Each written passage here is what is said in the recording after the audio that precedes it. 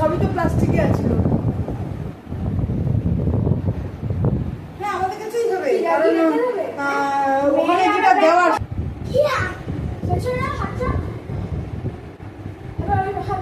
Physiotherapist ছিল, আমাকে বললো যে আপনার কনসার্ন চাই, আমি বিকেলে আগে মিটিং হবে তখন কনসার্ন দিয়ে দেবো।